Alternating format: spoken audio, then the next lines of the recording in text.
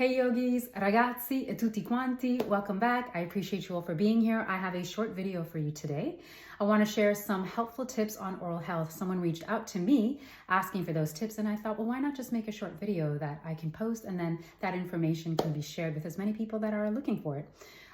So first thing is first, when you're looking for tips, to do with your oral health, I want you to always think about your gut, not just when it comes to your oral health. I want you to consider your gut anytime you're considering any part of you, whether it's mental health, obviously digestive health, respiratory health, circulation, all the rest of that. Always consider the gut because the gut is really in many ways the second brain. In fact, some societies actually refer to it as the first brain because so much information travels from the gut up.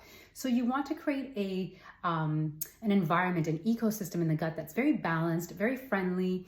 Might be familiar with the terms acidic and alkaline. You might be, like myself, a Sabian. Shout out to Dr. Sevi. And so you already understand the benefits of consuming an alkaline diet, but it goes way beyond that.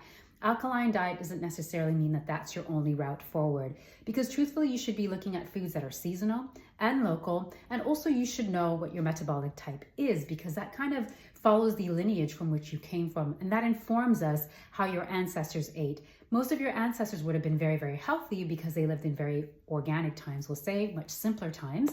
And so we're wanting to restore some of those habits in order to improve our own health and well-being. So certain foods, though, that are acidic, we could all be doing a better job at avoiding or certainly diminishing, right? So decreasing the amount. White sugar, we're not even going to decrease it. We're just going to toss that out, get it out. It's acidic, it's cancer forming. There's absolutely zero benefit. If you're wondering why, well, one of the reasons why is because all the nutrients have been completely stripped, right? Once it's white, it's been processed, very refined, and it's also been bleached. When you consume sweets in nature, right, you get nutrition with that. So if I were to munch on some berries or munch on some, melons or other fruits, right, not only would I be getting that sweetness, but I would be getting some nutrients with that.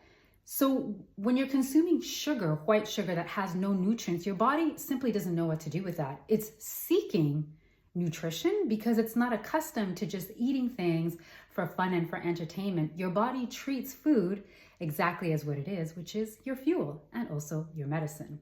So things like white sugar, completely get it out. Matter of fact, let's just go through the 4 white devils, and get those out altogether, because there's really no benefit in any of those things because they've been, again, so overly refined, overly processed, and bleached.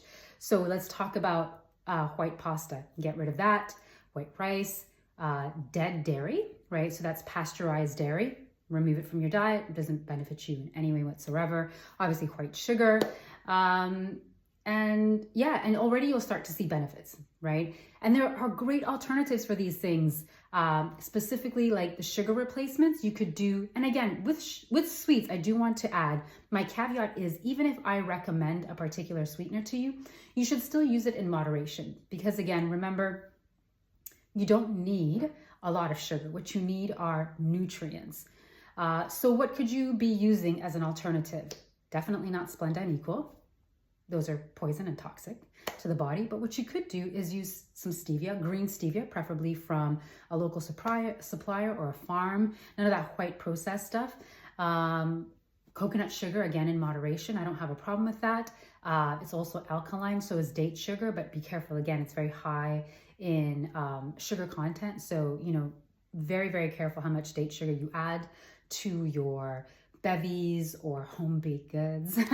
And of course, Manuka honey, which is very, very medicinal and very, very good for you. And it's also nature's antibiotic, if you didn't know. Things like caffeine, obviously soda, alcohol, any of these things that once they're in the body, they metabolize, right, and become acidic are going to help contribute to an acidic environment in the body, which then is able to host what? Disease, including gum disease, right? Then you want to also start to increase your water intake. Alkaline water that comes from the source, is still mineral dense. And that's important. Why? Because if you're drinking dead water, what are you going to do? You're going to start stripping the minerals from your teeth. You can certainly start off with, at the very least, drinking filtered water, but adding Celtic sea salt, a little bit of lime juice and lemon juice, which are obviously organic, right? So you structure it, and of course you impart it with a blessing and enjoy. Drink up if you're needing to. Again, cleanse your mouth, cleanse your body. This is a great way to detoxify. Let's talk about your toothpaste, right? You could be making your own toothpaste at home. Very easily, you could do that with some baking soda. You could add to your baking soda some essential oils and coconut oil.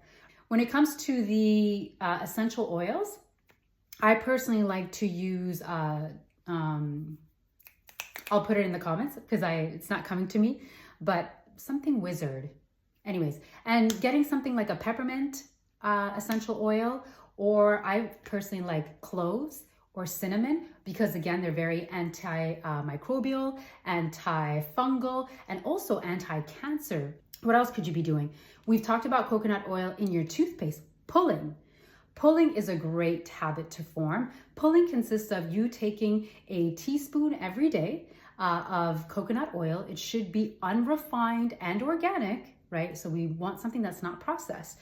Put it into your mouth and then swishing like so. Now, for some people, this is challenging and it might take some time for you to get comfortable with this, but you want to cultivate this habit. You're going to see massive benefits because it's not only pulling out toxins from your mouth and your gums, obviously, but also from the body, right? Make sure you don't swallow. Make sure that you spit afterwards. You can start with as little as 2 to 5 minutes. See if you can start at 5 minutes preferably and work your way all the way up to 20. Sometimes I'll even do it 30 minutes. Nano silver. Boop. I use this for so many things. If you can see the fine print, yeah, it says up here, St. George's Nano Silver. It's an antibiotic, it's antiviral, anti-yeast, anti-parasitic. I mean, what more could you ask for? It's also a transition element, so it's not a heavy metal, so very, very safe. And you can apply it to tooth decaying cavities as follows. Brush and floss your teeth, and then spray 5 to 6 pumps of Nano Silver into the mouth, swish thoroughly, concentrating on the decaying tooth, and then swallow. If you're not keen on making your own toothpaste, again, from Dr. Sebi's Cell Foods, this is a great product. It's myrrh gum powder and Sino and Kusha latte, I believe. Is it Kushala latte? Kushala latte. So this is a great product. It's some tooth powder, right? So you could brush with this as opposed to conventional toothpaste. One more thing, yeah? This is from Jo Rushton. She's a Czech practitioner as well. Helpful tip, I think, so I wanted to include it. You can get some baking soda, apply it to your teeth with a soft toothbrush, gently go ahead and brush, and then bring in a teaspoon of apple cider vinegar. Let it foam, let it get fizzy, hold on to it for a few seconds, and then when you're ready, spit it out. Run your tongue along your teeth and they will feel spick and span. Don't do it often though. The pulling you can do every single day, and quite frankly, you should, from your health practitioner here. With the apple cider vinegar and the baking soda, you should do that no more than twice a month. Bye.